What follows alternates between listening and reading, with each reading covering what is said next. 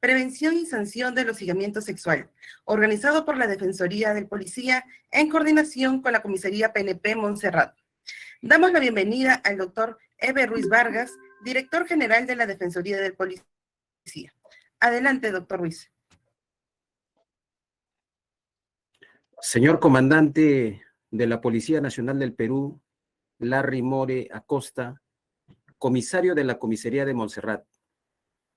Señorita Claudia Rosa Simas, abogada integrante del área legal de la Defensoría de Policía. Señoras y señores efectivos oficiales participantes. La Defensoría del Policía del Ministerio del Interior tiene entre sus competencias la ineludible defensa de los derechos humanos de los y las integrantes de la Policía Nacional. Tiene la misión de garantizar los derechos del personal policial que se encuentran en situación de actividad, de disponibilidad, en retiro, con discapacidad, pensionistas y derechohabientes. También vela por los derechos del personal del sector interior. La gestión bajo mi cargo ha dispuesto a ampliar y fortalecer de manera idónea la atención de toda la familia policial en materia de salud y orientación legal. También estamos desarrollando capacitaciones a los y las integrantes de todas las dependencias policiales, mediante charlas y actividades de sensibilización en materia de derechos humanos, como el evento de esta mañana que nos reúne. El hostigamiento sexual laboral representa hoy en día una problemática que está presente en todos los entes de nuestra sociedad, y ustedes como miembros de la Policía Nacional del Perú tienen un gran deber frente a esta situación, previniendo, denunciando y sancionando tanto al interior de la institución como fuera de ella. Estoy seguro que esta capacitación contribuirá a fortalecer sus conocimientos sobre esta situación. Mi agradecimiento nuevamente al comandante More Acosta y a ustedes, señores efectivos, por su apreciado tiempo. Les expreso mi reconocimiento a su abnegada labor que cumplen a favor de la seguridad ciudadana y el bienestar social de la comunidad, bajo la jurisdicción de la Comisaría Montserrat. La Defensoría del Policía está a su entera disposición para atender y orientar sus requerimientos y solicitudes que consideren necesario absolver en beneficio de sus derechos. Muchas gracias. Muchas gracias, doctor Ruiz. Seguido damos pase al comandante PNP, Larry Mora Acosta, comisario de la Comisaría PNP de Montserrat, quien nos dirigirá unas palabras. Adelante, comandante Mora. Buenos días. Quien les saluda es el comandante de la Policía Nacional del Perú, Larry Mora Acosta, comisario de Montserrat, al cual tengo el alto honor de comandar personal altamente capacitado, profesional. Señor Eber Ruiz Vargas, director general de la Defensoría de Policía. Señora Claudia Rosa Simas, abogada de la Defensoría de Policía. Señoras y señores oficiales, suboficiales de la Policía Nacional del Perú, de esta amada comisaría y primera Montserrat. Señoras y señores, hoy 9 de septiembre nos encontramos reunidos mediante la plataforma Google Meet, con la finalidad de recibir la capacitación sobre el tema prevención y sanción del hostigamiento sexual dirigido a ustedes, hermanos policías de esta primera comisaría. Es muy importante este tipo de capacitaciones para poder enriquecer nuestros conocimientos y así poder dar una buena atención a la ciudadanía, que somos la razón de ser de nuestros ciudadanos. Es por ello que nuestro comando se preocupa en darnos esta instrucción, y me agrada que la mayoría de nuestro personal esté en estos momentos en esta plataforma para compartir nuestros conocimientos, y que bien bajo la dirección de nuestro director general de Defensoría del Policía.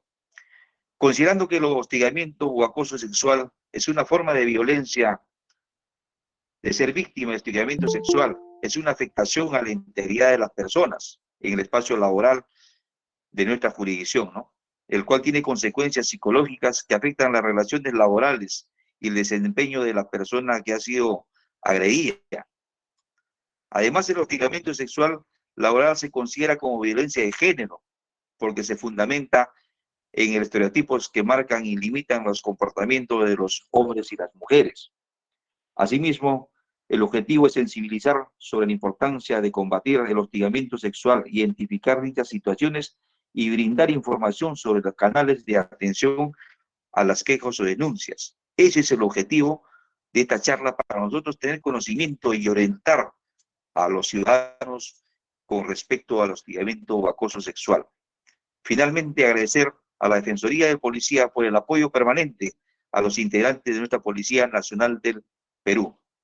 Gracias a todos mis hermanos policías.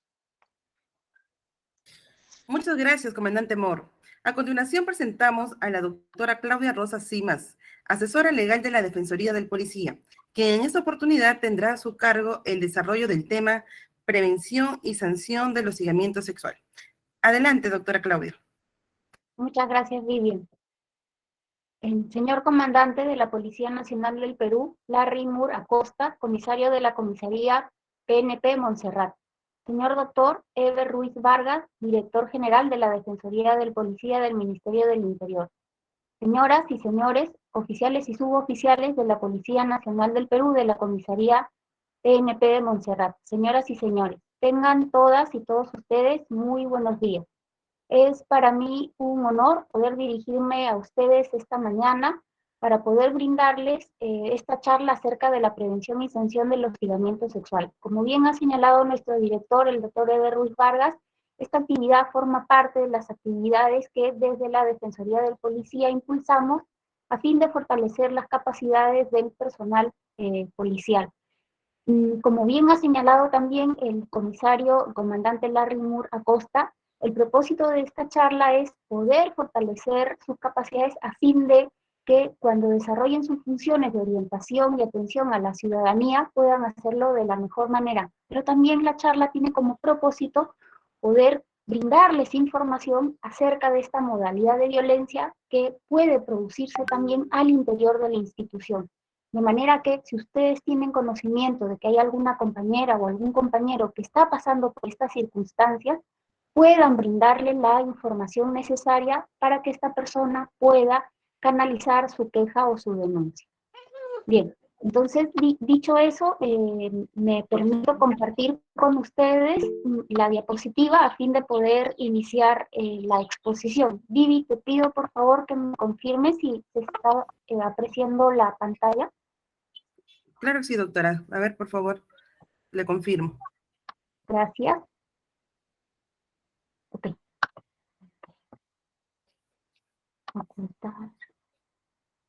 Ya. Sí se aprecia, doctora Claudia.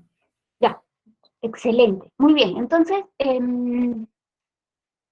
a fin de poder cumplir con los objetivos que nos hemos planteado, vamos a desarrollar el tema de prevención y sanción del hostigamiento sexual, abordando primero qué cosa es el acoso, qué cosa es el acoso sexual.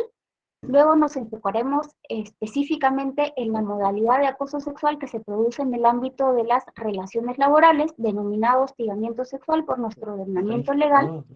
Desarrollaremos una breve introducción sobre esta modalidad de violencia.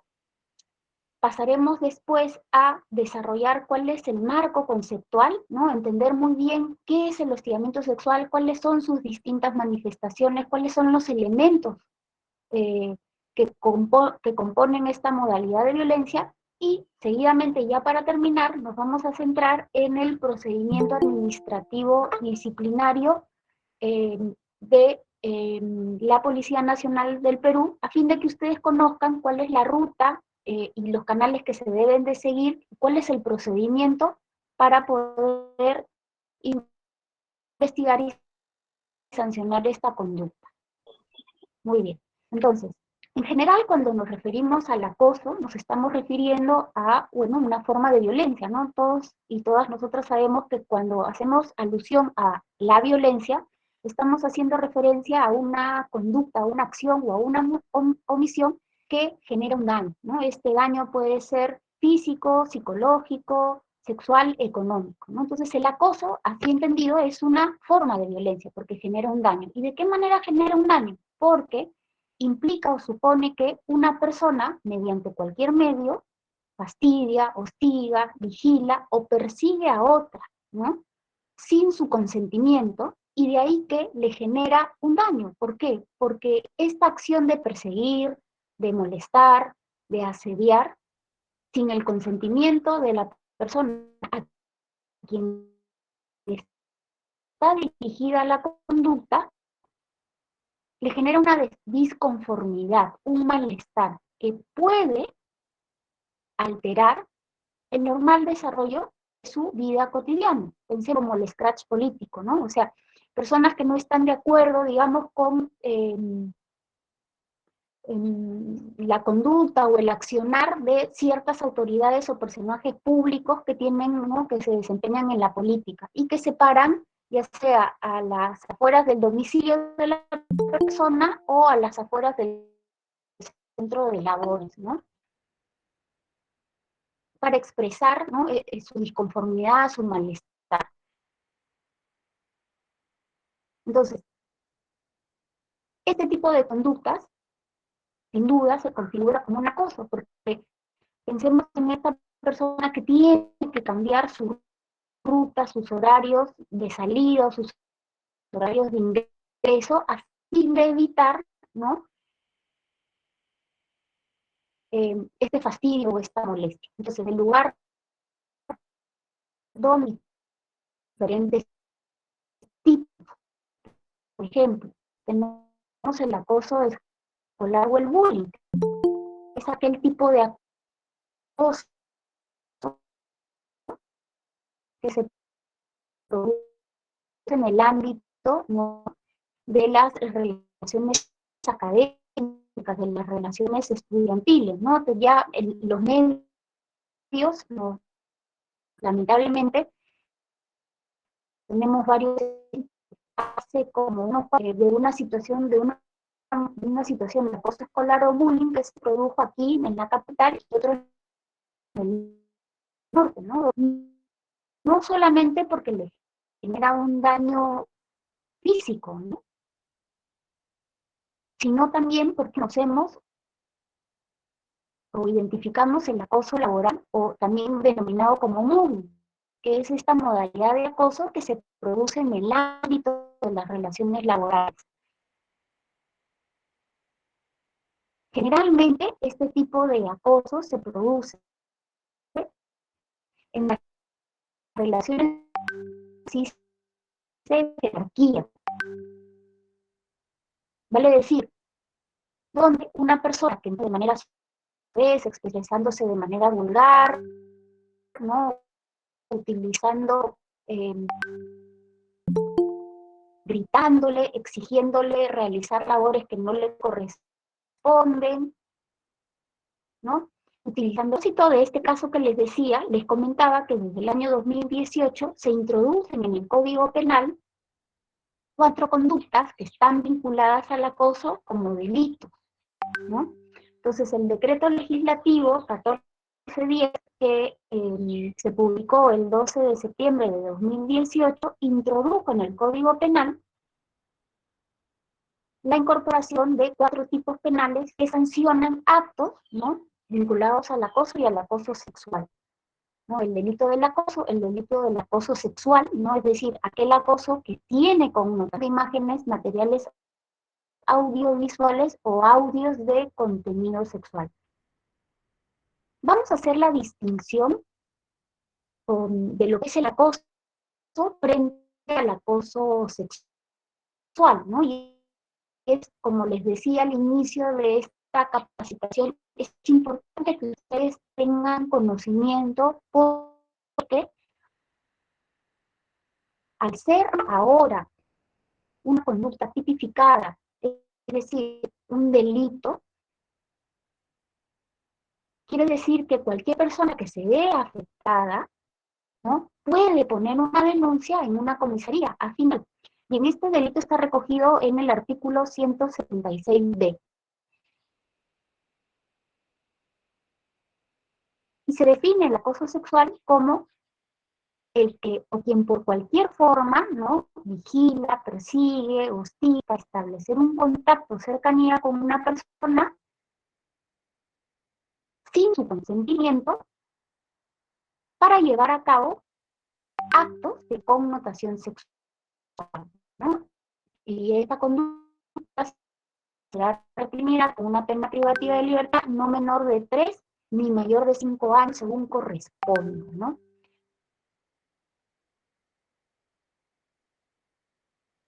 Dice además, también viéndose, ¿no?, de cualquier medio tecnológico de información o de comunicación, ¿no? Entonces, un poco recogiendo lo que habíamos señalado, conducta que tiene una finalidad. La finalidad es establecer algún tipo de contacto sexual a fin de obtener, ¿no?, una gratificación o un placer de índole sexual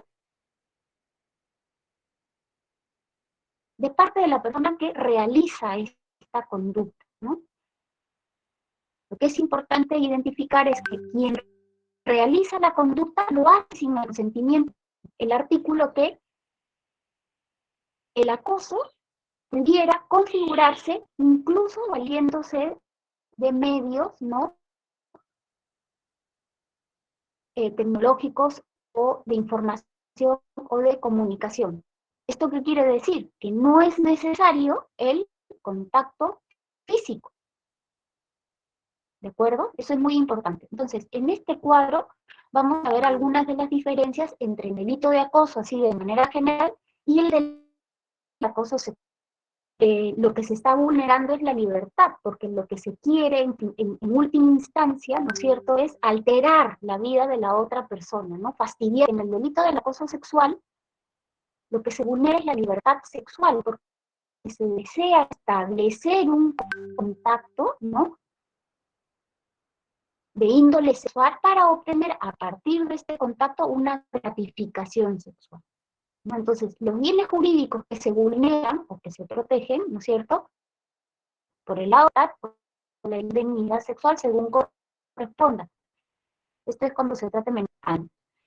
Lo otro que hay que tener en cuenta es que en el caso del delito del acoso, perdonen, que la conducta se realice de manera habitual, reiterada, continua.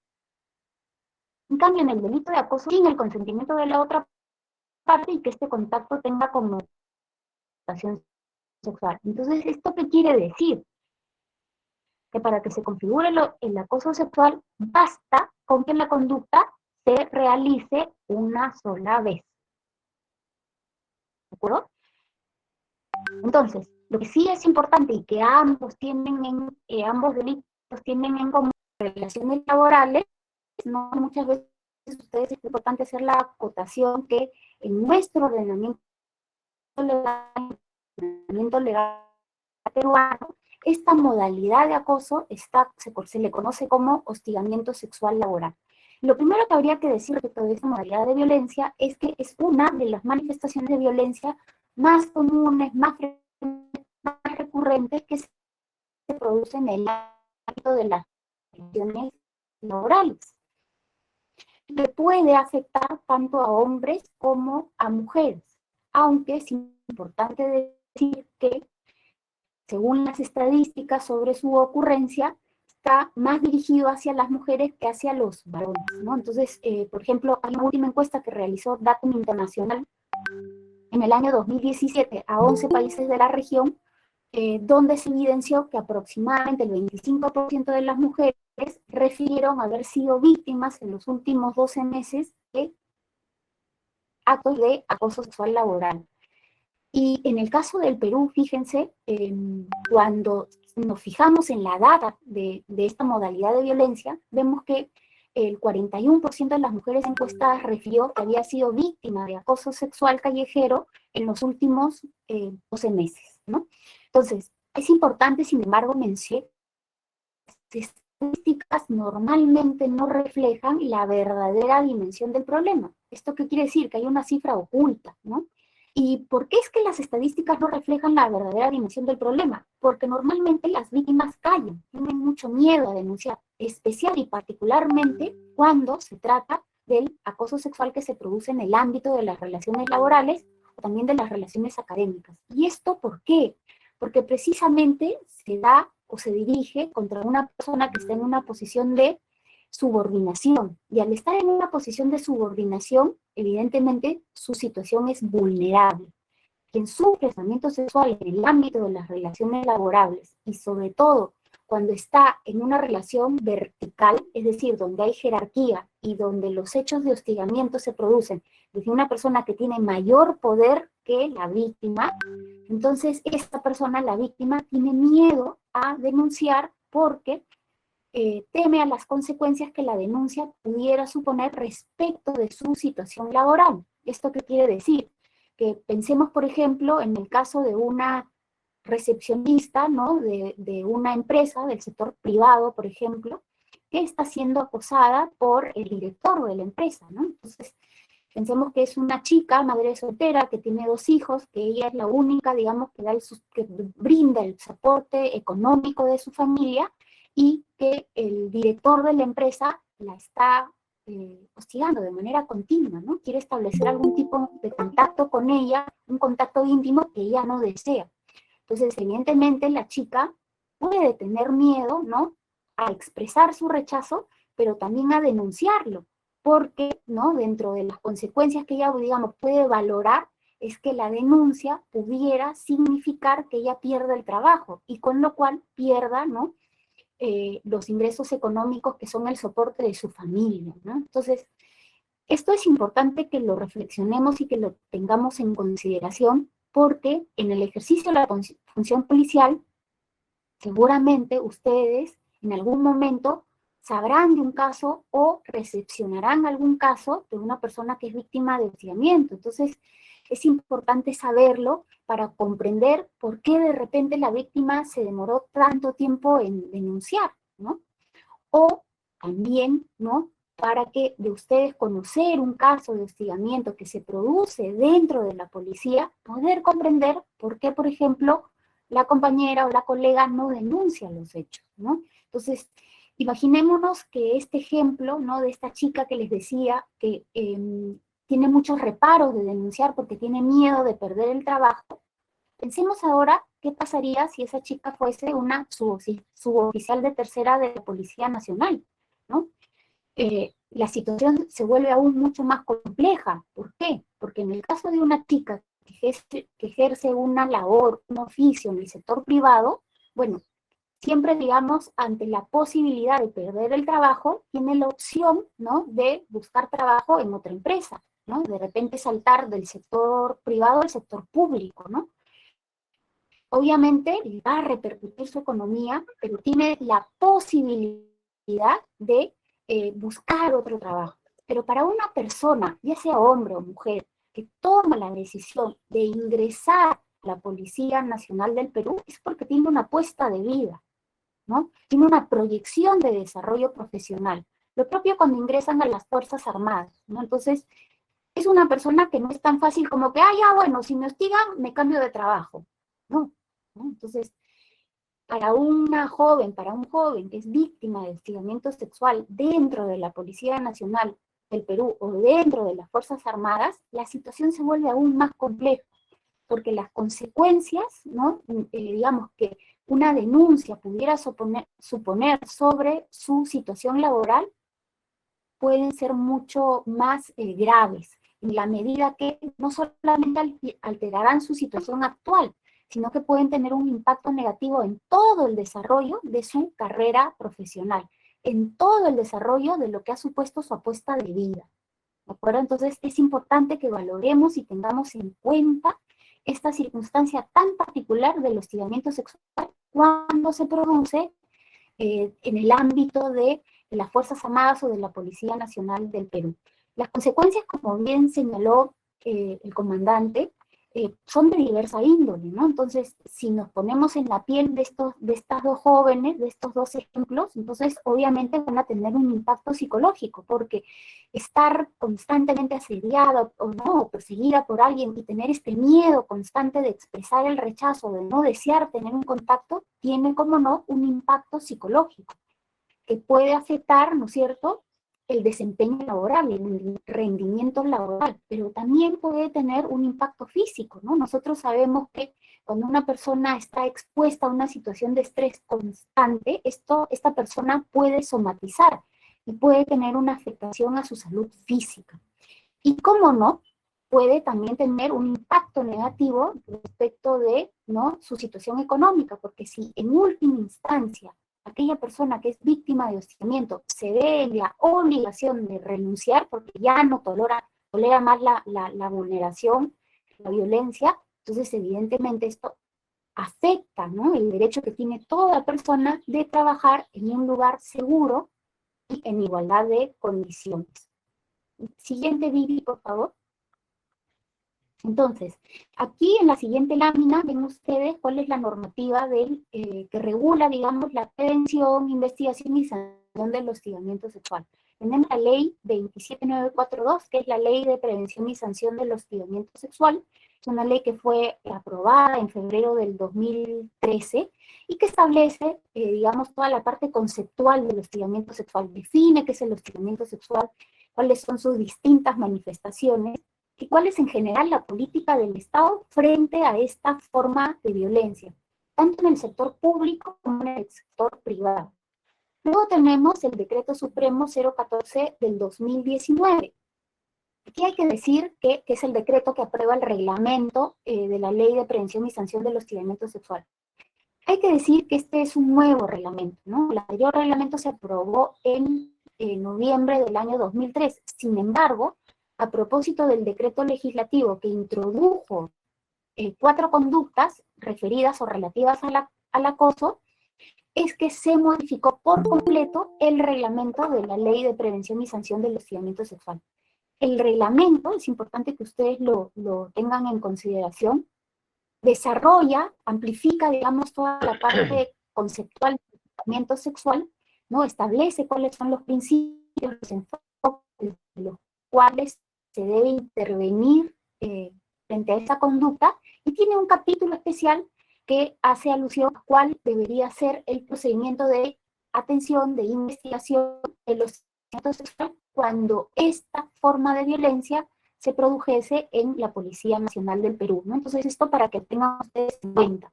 Si la memoria no me falla, es a partir del artículo 67 del reglamento que se establecen cuáles son las pautas en el proceso de investigación y sanción del hostigamiento sexual en la Policía Nacional del Perú. Y finalmente, para que tengan ustedes también en cuenta, el sector interior en el año 2012 aprobó una directiva, que es la Directiva 017, que establece cuáles son las normas y procedimientos para la prevención y sanción del hostigamiento sexual en los órganos policiales y no policiales del sector interior. Sí, permítanme hacer el siguiente comentario.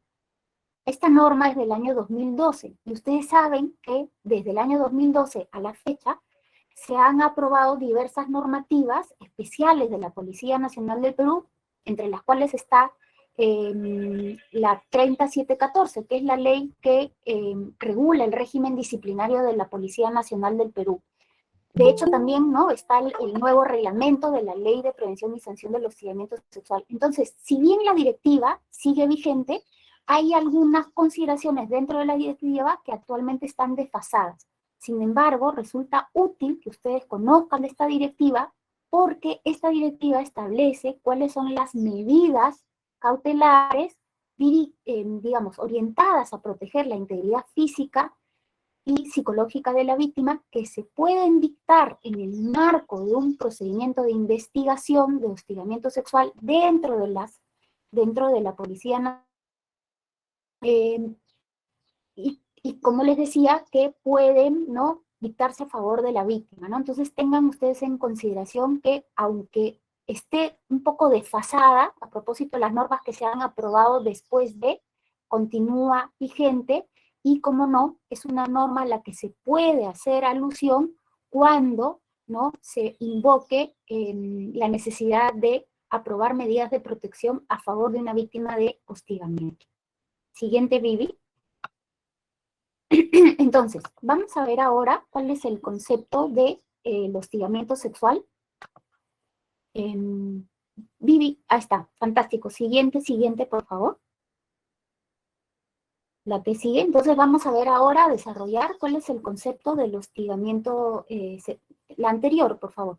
Vamos a desarrollar cuál es el concepto del hostigamiento sexual laboral, ¿no? De acuerdo a la Ley de Prevención y Sanción del Hostigamiento Sexual. Entonces, les decía que en nuestro ordenamiento legal, el acoso sexual que se produce en el ámbito de las relaciones laborales se define como hostigamiento sexual laboral. ¿Y qué nos dice el artículo 4 de la Ley de Prevención y Sanción del Hostigamiento Sexual? Nos dice que es una forma de violencia, ¿no?, como pueden ustedes leer, que se configura a través de una conducta de naturaleza o connotación sexual o sexista, que es no deseada, ¿no?, por la persona contra la que se dirige, y que puede crear un ambiente intimidatorio, hostil o humillante, que puede también afectar su situación o actividad laboral, ¿ya? Docente formativa, ¿no?, dependiendo en el ámbito en el cual se produzca el hostigamiento. Pero además dice la norma, ¿no?, que en estos casos, fíjense, no se requiere acreditar ni el rechazo ni la reiterancia, ¿ya?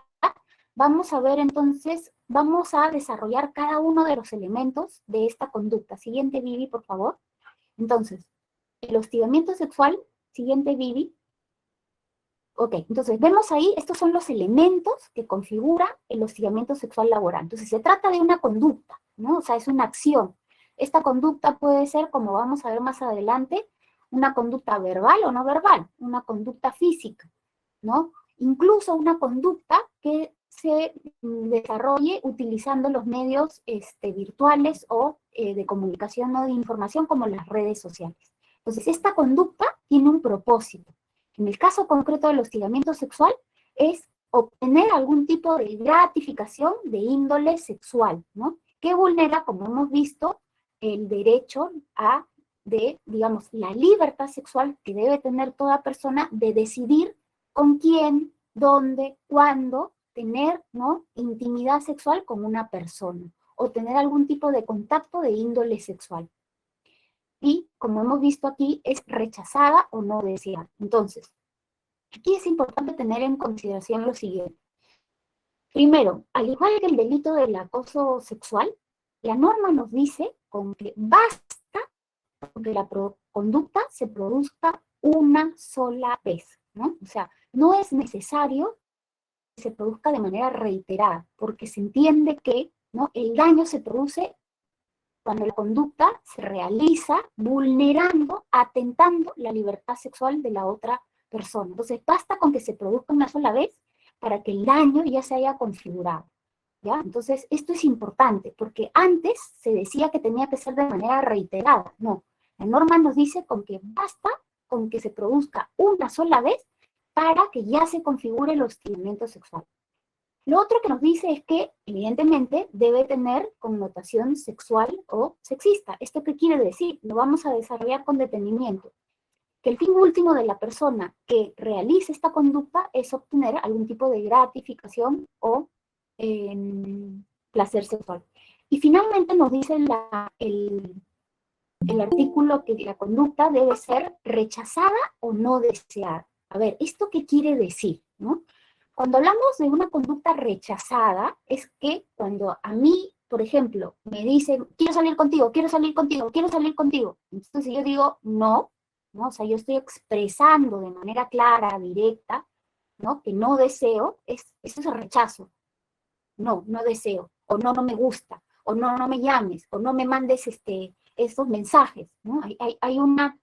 Hay un medio a través del cual la persona, ¿no?, hacia quien se dirigen estas conductas, expresa que no desea, ¿no?, que no le gusta, que no le agrada. Eso es el rechazo, ¿no? El rechazo puede ser, digamos, directo, ¿no?, expreso. Pero la norma, fíjense, nos dice o no deseada. ¿Esto qué quiere decir? Fíjense. que no es necesario que la víctima exprese el rechazo. Basta con que no lo desee. ¿Y esto por qué? Porque se entiende que en una relación, ¿no es cierto?, justamente en el ámbito de las relaciones laborales, donde hay verticalidad, es decir, donde hay jerarquía, ¿no?, y donde una persona que ostenta una posición de superioridad, ¿no?, y tiene poder respecto de otra, que tiene una posición, ¿no es cierto?, de subordinación y por tanto es más vulnerable, es difícil para esa persona expresar el rechazo, justamente porque al expresar el rechazo tiene miedo a que esta persona que ostenta mayor poder pudiera tener, ¿no?, digamos, ejercer hacia la víctima conductas que alteren o modifiquen su situación laboral, o sea, que pueda tener consecuencias negativas, ¿no? Entonces, pensemos en los ejemplos que les decía de la chica recepcionista de una empresa, ¿no? Evidentemente, ella va a tener miedo, ¿no?, a decirle, no quiero salir contigo, no me gustas, ¿no?, porque tiene miedo a que de expresar su rechazo, el director de la empresa la pueda votar, por ejemplo, o la pueda sacar de ese lugar, o le pueda rebajar el sueldo, por ejemplo, ¿no?, entre otras cosas. Y pensemos ahora en el caso de la suboficial que les comentaba. O sea, en este caso, evidentemente, vamos a suponer que sea, esto es un ejemplo, ¿no?, esto es algo ficticio, que un general hostigue, ¿no?, sexualmente a una suboficial de tercero.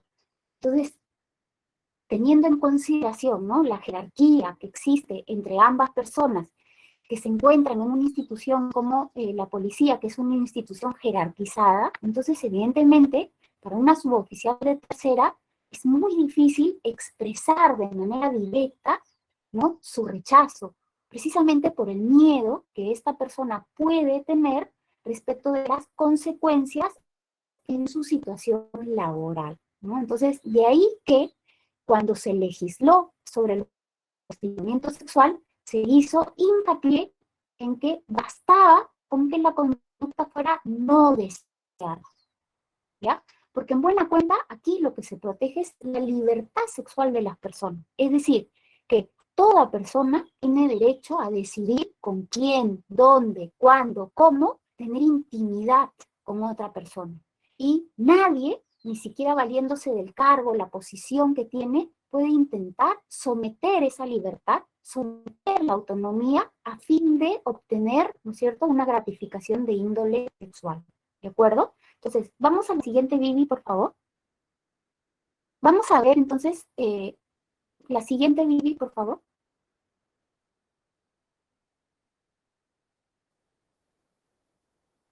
Ya, vamos a ver entonces ahora qué es esto de conducta de naturaleza sexual.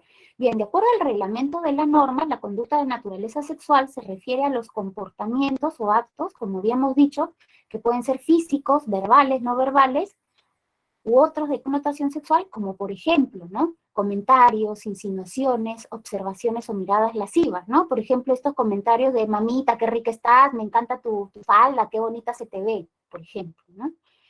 Observaciones o miradas lascivas, ¿no? En vez de, cuando me dirijo a una compañera, en vez de mirarla a los ojos, le miro el escote, ¿no?, por ejemplo, ¿no?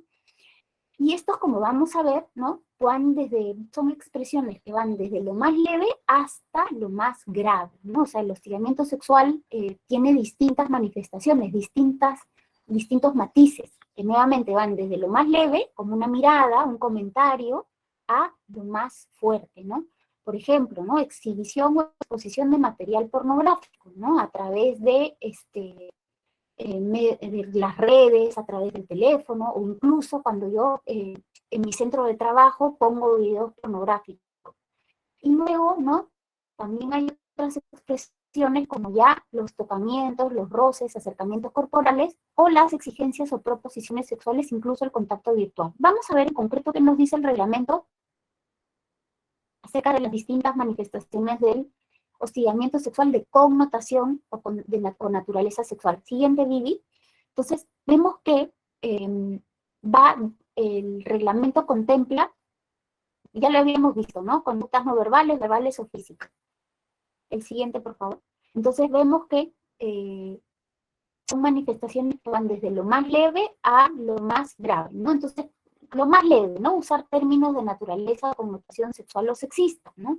Que pueden ser las insinuaciones sexuales, proposiciones sexuales, gestos obscenos o exhibición a través de cualquier medio de imágenes de contenido sexual.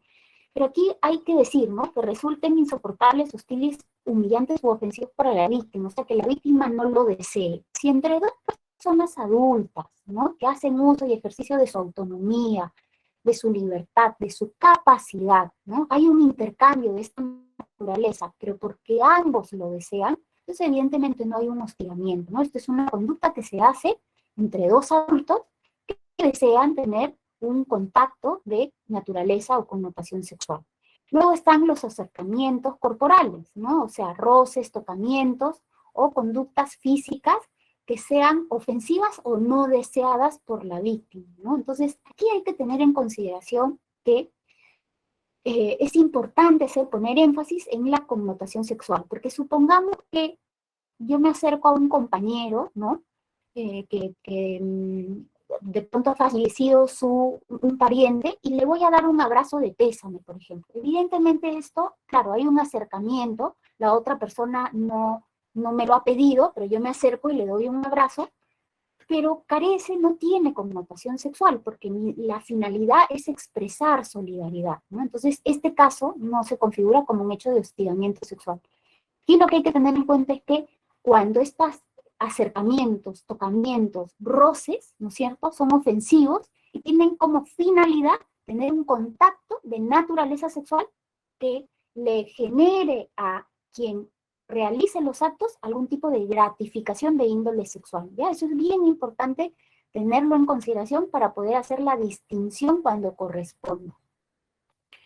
Siguiente, en los siguientes ejemplos vamos a ver expresiones de hostigamiento sexual, ¿no? Que son mucho más graves. ¿Por qué? Porque suponen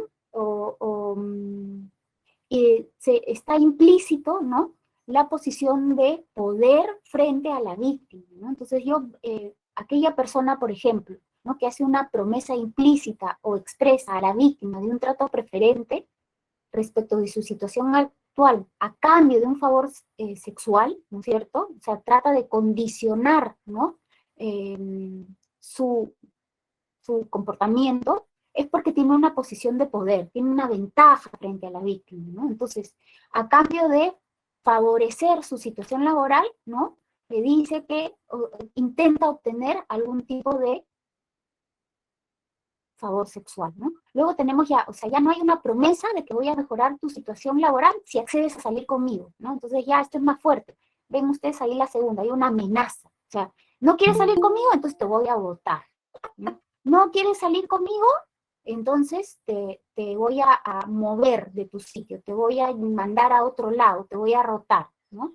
Y finalmente, como ustedes ven, también está contemplada como una de las manifestaciones del hostigamiento sexual el trato ofensivo o hostil, ¿no? O sea, por ejemplo, no quiso salir conmigo, entonces la sanción, ¿no? Por ejemplo, ¿no? Entonces, vemos que estas expresiones del hostigamiento sexual son mucho más graves, porque suponen que quien las ejerce, quien las hace, ¿no?, está abusando de esta posición de poder, ¿no?, frente a aquella persona que se encuentra en una posición de subordinación, lo que le hace más vulnerable. Hay un mal uso, un abuso de la posición de poder para intentar someter a la víctima, someter su libertad sexual y obtener algún tipo de gratificación sexual, ¿no? Entonces, como ustedes ven, las expresiones del hostigamiento sexual, ¿no?, van desde lo más leve, ¿no?, eso desde un gesto, una mirada, hasta lo más fuerte, ¿no? Hacer mal uso, digamos, abuso de una posición de poder a fin de coaccionar a una persona para, ¿no?, obtener algún tipo de gratificación sexual, vulnerando, atentando contra su libertad, ¿de acuerdo? Siguiente vídeo, por favor. No estamos aquí. Muy bien. Esto es conducta de naturaleza sexista.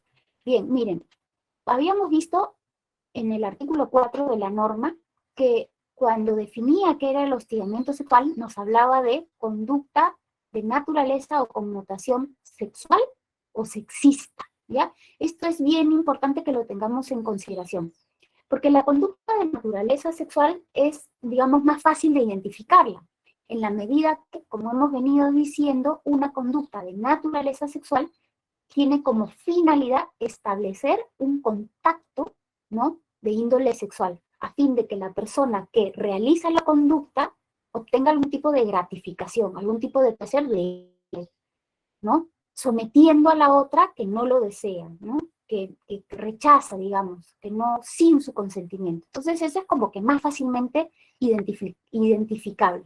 Pero la ley, ¿no?, también define el hostigamiento sexual como aquella conducta de connotación sexista. Y fíjense, hay una distinción entre lo sexual y lo sexista. ¿Qué nos dice el reglamento de la conducta de connotación sexista?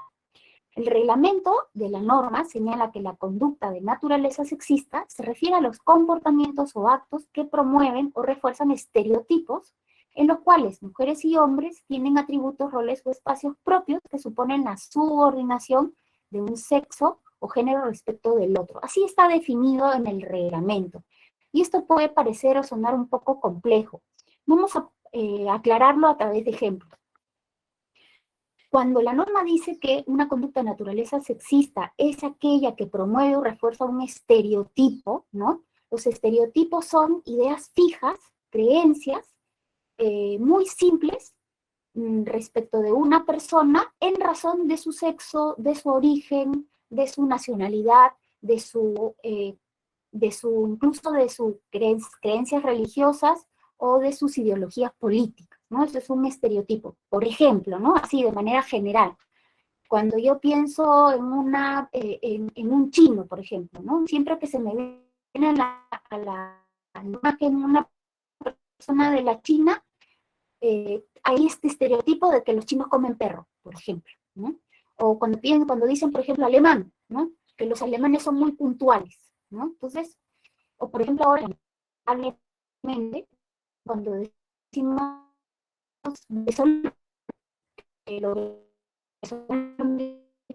¿no?, cuando decimos árabe, terrorista, ¿no? Entonces ustedes ven que los estereotipos o estas ideas fijas que se asocian, ideas muy la nacionalidad al origen, ¿no? Son ideas que generalmente dicen muy poco de la persona, ¿no?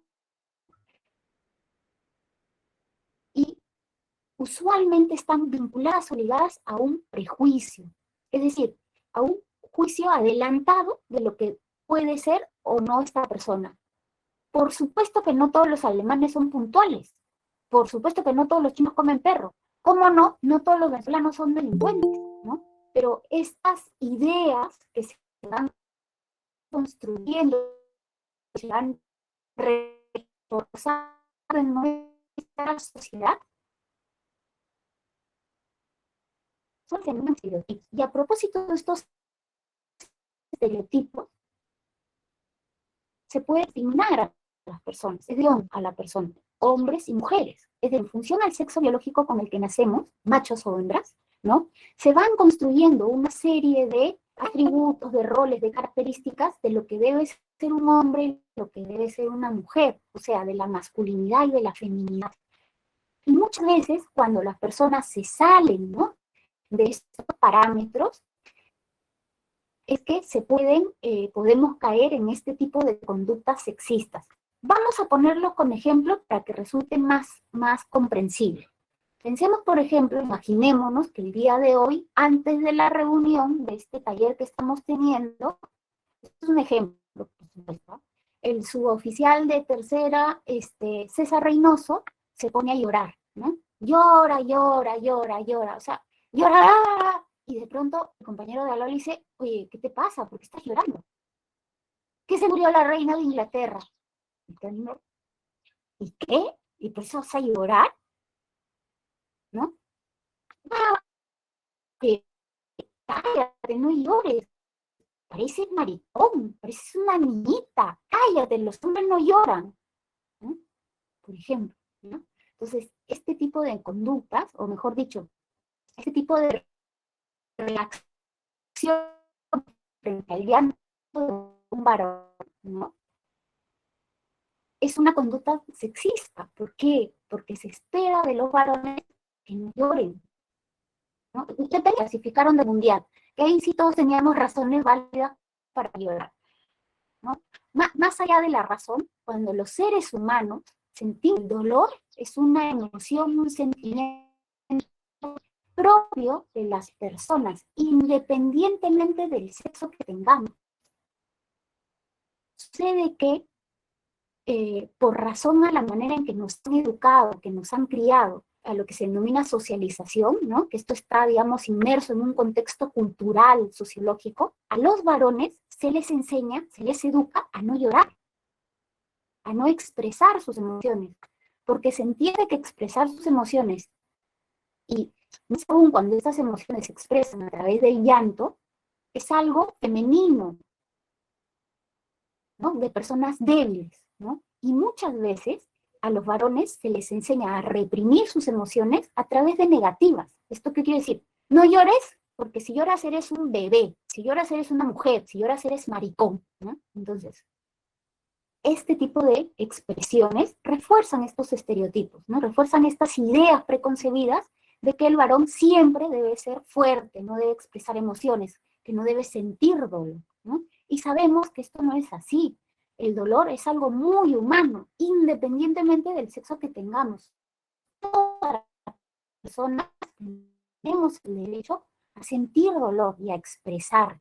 Y no porque una persona llore le hace débil, sino la hace humano, es una persona vulnerable.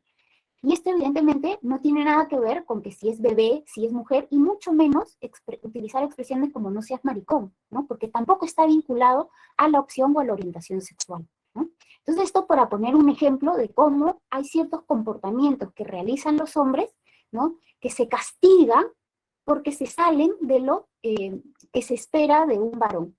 Lo propio también podríamos decir, por ejemplo, si una compañera mujer, la suboficial de tercera, Evelyn Roque, ¿no? En una formación de inicio de jornada, está ella ahí, ¿no? Parada con todos, y de pronto el jefe de la comisaría, el responsable de la comisaría, hace una pregunta, y ella es la primera en levantar la mano y en contestar. Y de repente no a todos los compañeros les sienta bien, ¿no? Y uno le dice, ¿qué hablas? ¿Tú qué hablas? Tú no opines, tú eres una mujer, la mujer a la cocina, ¿no? Porque también, porque en función a cómo nos han educado, esto evidentemente está cambiando, pero antiguamente se esperaba que el rol principal de la mujer fuera el del cuidado, ¿no? Desarrollar tareas de cuidado como la cocina en la casa, en los ámbitos privados y domésticos. Y fíjense, este ejemplo que ahora puede ser un ejemplo un poco desfasado, siempre lo pongo porque es un ejemplo, ¿no? De un caso real que le pasó a la compañera de una coronel de la policía española, que cuando vino acá al Perú a una actividad que realizamos en la Defensoría del Policía, nos comentó que tenía una colega a quien siempre, ¿no? Sus compañeros le decían, ¿tú qué haces acá? ¿Tú qué haces en la policía? Vete a la cocina a cocinar, quédate en la cocina, ¿no? Entonces, esto, ¿no? Reforzando pues esta idea, este estereotipo de que las mujeres, ¿no? Su lugar es en la cocina, como si las mujeres no tuvieran el mismo derecho, ¿no? Que cualquier persona de trabajar, ¿no? De desarrollarse, tanto en el espacio privado como en el espacio doméstico, ¿no? Entonces, a través de estos ejemplos, digamos, he intentado clarificar qué se entiende por conducta sexista, ¿de acuerdo? O sea, aquella conducta que refuerza un estereotipo, ¿no? Respecto de lo que se espera de hombres y mujeres. Bien, seguimos, Vivi, por favor.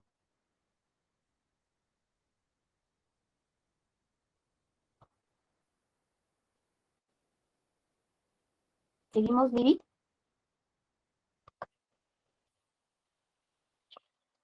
Ya, ok. Tengan en cuenta que estas manifestaciones que hemos visto del hostigamiento sexual, ¿no? Que van desde lo más leve hasta lo más grave, ¿no? Desde estos comentarios, ¿no? Insinuaciones, miradas, hasta ya, digamos, el trato hostil ante un rechazo, están contempladas o recogidas en la ley 3714, que es la ley que regula el régimen disciplinario de la Policía Nacional del Perú, como infracciones graves y muy graves que atentan contra la disciplina, el servicio y la ética policial. ¿Ya? Pasamos rápidamente, Vivi, a la conductas y que tienen sanciones que van desde los 11 días de rigor hasta el pase a la situación de retiro, ¿no? Está la infracción grave 35, que supone, ¿no?, es hacer estas insinuaciones, gestos, proposiciones obscenas, usar términos de naturaleza o connotación sexual que pueden ser verbales o escritos, o por cualquier otro medio, y que resulten ofensivos. Tienen una sanción de acuerdo a la ley 3714, que va desde los 11 a los 15 días, ¿no?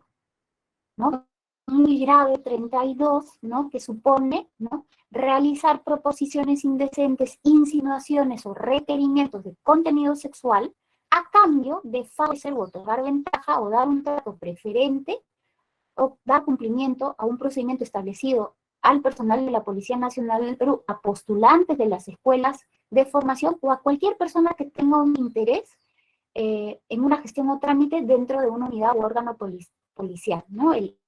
La sanción es de 1 a 2 años de disponibilidad. Siguiente, y luego tenemos la infracción muy grave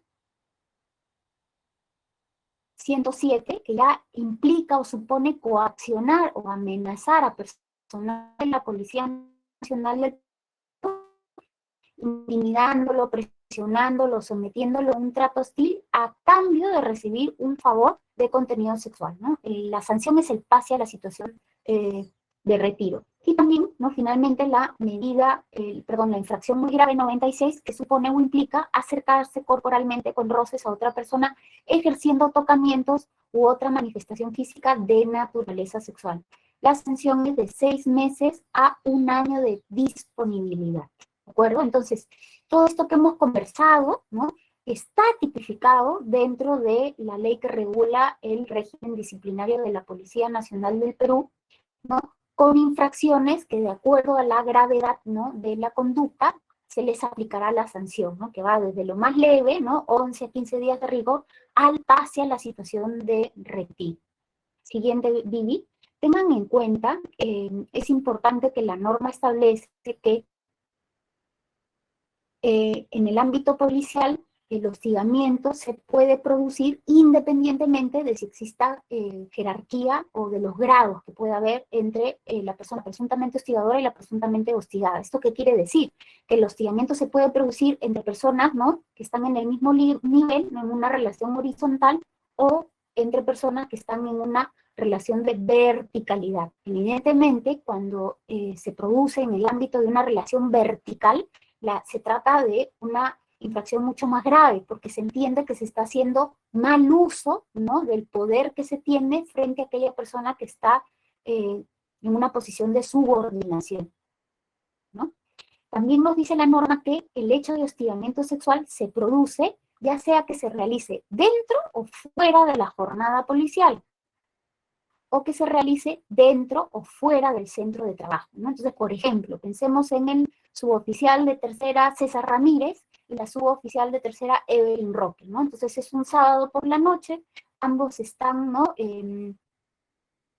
no tienen turno, ¿no?, les toca ese día descansar en su casa, pero el suboficial de tercera César le manda un mensaje a la suboficial de tercera Evelyn, ¿no?, y le dice: oye, ¿qué estás haciendo? Y ella le dice: estoy viendo acá Netflix en mi casa.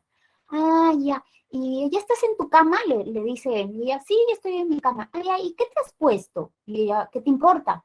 ¿No? ¿Estás con tu pijamita? Y ella le dice: ¿qué te importa? ¿De qué color es tu truza? ¿No? Y la conversación va subiendo del nivel hasta que él le manda una fotografía de él desnudo, ¿no? Entonces, evidentemente, esto es un hecho de hostigamiento sexual, aun cuando no se produjo dentro de la comisaría y se produjo fuera del horario laboral, ¿no? Pero como hemos visto, tiene todos los elementos, ¿no? Es una conducta que, aunque no sea, digamos, que se produzca, ¿no?, físicamente, se está valiendo de la virtualidad, ¿no?, a través de un mensaje que tiene una connotación sexual, porque le está haciendo como preguntas, comentarios, insinuaciones, finalmente le manda una imagen de contenido sexual explícito y que ella no desea, ¿de acuerdo? Entonces, ténganlo ustedes en consideración. Además, también nos dice la norma que los hechos de hostigamiento sexual se producen con el personal, que involucra a todo el personal policial en situación de actividad o disponibilidad incluso cuando el personal policial esté en retiro, siempre que los actos se hayan producido cuando es decir, el personal policial, se encontrara en una situación de actividad o disponibilidad. ¿De acuerdo? Muy bien. Siguiente. Ya, fantástico. Siguiente, Vivi. Vamos al procedimiento especial.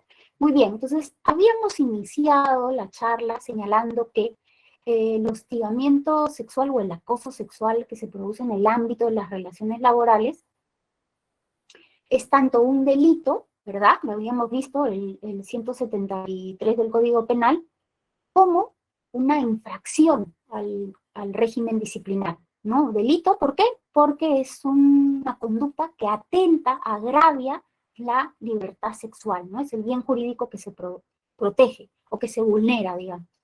Y supone además una infracción porque, dependiendo del tipo de conducta, atenta o agravia, ¿no es cierto?, la disciplina, la ética y el servicio policial.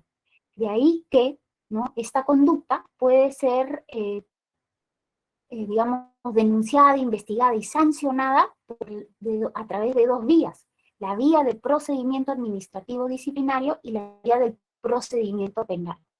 ¿Y por qué dos vías? Porque en una, ¿cierto?, el bien jurídico que se protege, ¿no?, en la vía del procedimiento administrativo disciplinario, como hemos visto, es la ética, la disciplina y el servicio policial.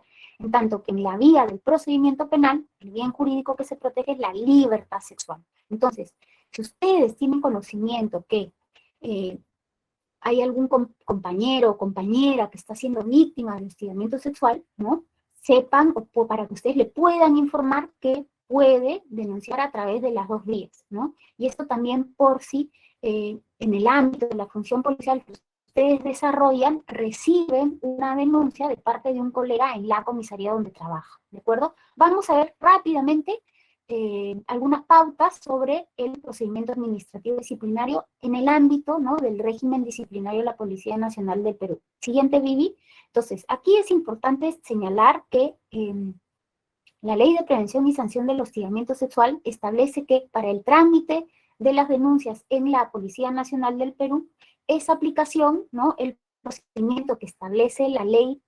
27942, siguiendo las disposiciones de la Ley 3714, es decir, la ley que regula el régimen disciplinario de la Policía Nacional del Perú, ¿no? Entonces, se tiene en consideración lo que establece la ley, pero se sigue el procedimiento, ¿verdad?, de la 3714. Siguiente, Vivi. ¿Y qué nos dice entonces la ley? ¿Cómo es que ponemos la denuncia, ¿no?, en caso alguna persona sea víctima de hostigamiento sexual, ¿no? Entonces, siguiente, Vivi. Muy bien, entonces, para presentar la denuncia, esto para que ustedes tengan en consideración y puedan orientar, si acaso toman conocimiento de que hay alguna persona que es víctima de hostigamiento sexual dentro de la institución policial, ¿no?, le puedan indicar que si digamos, están realizando hechos presuntamente de hostigamiento sexual, aquella persona que es víctima, ¿no?, puede denunciar el hecho ante su superior jerárquico, o ante la Defensoría del Policía, o ante el órgano competente, ¿no? El órgano competente sabemos que es Inspectoría General de la Policía o Inspectorías Descentralizadas, según corresponda. El procedimiento, además, nos dice la norma que se puede iniciar de oficio, por cualquier medio, cuando se toma conocimiento de la situación de hostigamiento bajo responsabilidad, ¿no? Entonces, pensemos, por ejemplo, en que en la comisaría de Choquehuanca, ¿no?, la responsable de la comisaría toma conocimiento que hay un suboficial que está hostigando sexualmente a las demás suboficiales, ¿no? Ya sea porque les manda videos de contenido sexual, ya sea porque las chantajea, ya sea porque él manda fotos de él, ¿no?, desnudo, ¿no? Entonces, si él toma conocimiento que si la responsable de la comisaría toma conocimiento que se están realizando estos hechos, ¿no?, que se configuran como hostigamiento sexual, entonces bajo responsabilidad tendrá que poner en conocimiento a Inspectoría General, a fin de que Inspectoría General intervenga y, ¿no?, inicie el procedimiento de investigación. Siguiente, ¿qué se necesita para colocar la denuncia? Bien, la denuncia hay que decir que puede ser verbal o escrita, ¿ya? Y lo que se requiere es el nombre, cargo, función que realiza la persona quejada y una descripción de los hechos indicando las circunstancias, el tiempo y el lugar. ¿Qué medios probatorios se pueden aportar? Vivi, ¿puedes ir por favor a la lámina de medios probatorios? Es la penúltima. Ahí está, muy bien, gracias. Entonces, ven ustedes ahí que estos son los medios probatorios que la persona pudiera aportar, ¿no? Cualquier documento público o privado. Puede aportar también grabaciones, correos electrónicos, mensajes de texto, mensajes de WhatsApp, ¿no? Fotografías, cintas, entre otros. También se puede aportar pericias psicológicas y psiquiátricas. ¿Esto por qué? Porque cuando en cualquier circunstancia de violencia que se denuncia, tanto a nivel administrativo como en el ámbito, digamos, del procedimiento penal, quien recibe la denuncia, el órgano competente, ¿no?, tiene que poner a disposición de la víctima los servicios de salud y psicológico, ¿no?, a su favor, a fin de que esta persona pueda atenderse. ¿Por qué? Porque lo que se quiere es que proteja la integridad, ¿no?, física y psicológica de la víctima. Entonces, una persona que ha sido víctima de hostigamiento sexual, si acude, ¿no?, a un servicio, por ejemplo, psicológico, y este hostigamiento sexual, vamos a suponer que ha sido continuo, reiterado, ya le ha ocasionado una situación de estrés, ¿no? Entonces, en una evaluación psicológica se evidencia el estrés postraumático. Ustedes saben que, ¿no?, si bien es cierto, a través de un informe psicológico no se puede determinar la autoría, pero sí se puede establecer que hay un daño. Y esto, como no, contribuye a generar un indicio de que efectivamente se está produciendo esta modalidad de violencia, ¿ya? Entonces, tengan ustedes en consideración, por si alguna vez reciben una denuncia, que es importante que la persona que es víctima de esta modalidad de violencia, ¿no?, si pueda, ¿no?, sepa que puede acudir a un profesional de la salud mental a fin de que no solamente la trate, ¿no?, para que su integridad no sea vulnerada, sino que puede emitir un informe que se configure luego como una prueba. Se puede, en general, presentar cualquier otro medio, cualquier medio idóneo para la verificación de los hechos de hostigamiento sexual. La idea es que estos, ¿no?, buscan acreditar, ¿no?, producir una certeza en quien investiga de que efectivamente se han configurado estos hechos de hostigamiento sexual.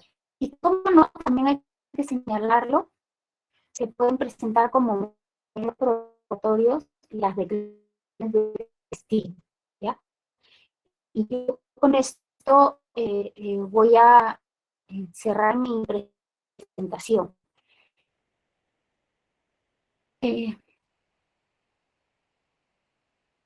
Fíjense, el tema del hostigamiento sexual, como ustedes,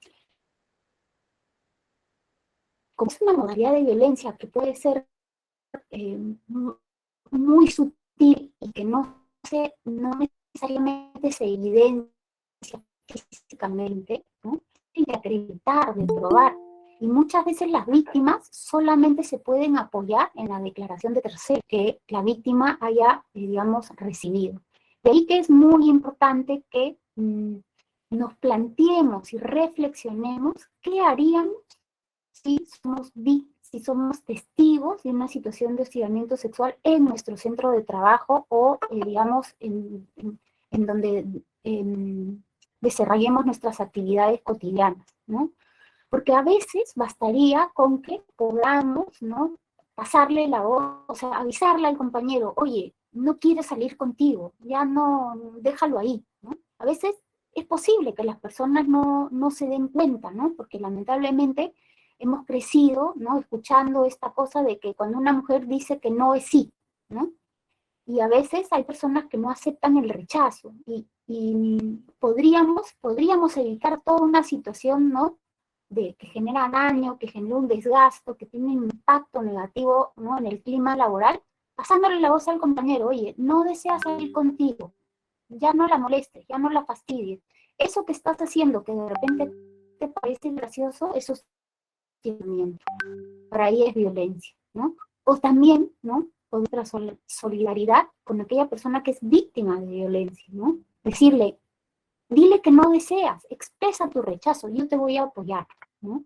o si la persona de pronto nos dice que requiere contar con nuestro testimonio. Entonces es importante que nos preguntemos cómo reaccionaríamos si somos testigos de un hecho de hostigamiento sexual, porque tengamos en cuenta que esta forma de violencia no solo afecta a la persona que lo sufre, sino también genera un clima de desconfianza que tiene un impacto muy nocivo en el trabajo donde estamos, que impacta toda la dinámica de confianza de un equipo de trabajo, donde es muy importante que todos nos podamos sentir seguras y seguros. Entonces, bien, yo lo dejo aquí. Si hubiera alguna pregunta, con mucho gusto, ¿no? Y bueno, terminar diciéndoles que desde la Defensoría del Policía nos encontramos a su entera disposición para poder absolver todas sus consultas, inquietudes, preguntas relativas a este tema o en general a cualquier tema que suponga una vulneración a sus derechos humanos, ¿no? Vivi va a compartir con ustedes esta presentación. Al final de la presentación están nuestros datos de contacto, nuestra página web, la que invito que visiten para que conozcan más de la labor de la Defensoría, que es www.defensoriadelpolicía.mininter.gov.pe, que nos escriban a contactodefensoría@mininter.gov.pe, o nos llamen a nuestra línea de orientación gratuita, que es la, ahorita les digo, 0800-116-15.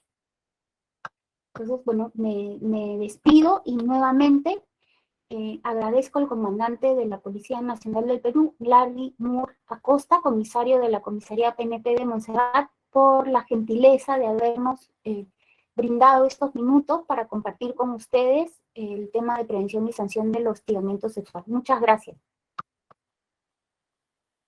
Muchas gracias, doctora Claudia. A nombre del director general de la Defensoría del Policía, Eber Ruiz Vargas, agradecemos la ponencia de la doctora Claudia Rosas Simas, así como al comandante Larry Moore Acosta, por su decidido apoyo a la realización de esta capacitación y, por supuesto, las gracias a todos ustedes por su participación y tan valioso tiempo. Muchas gracias a todos, que tengan un buen día. Hasta una próxima oportunidad.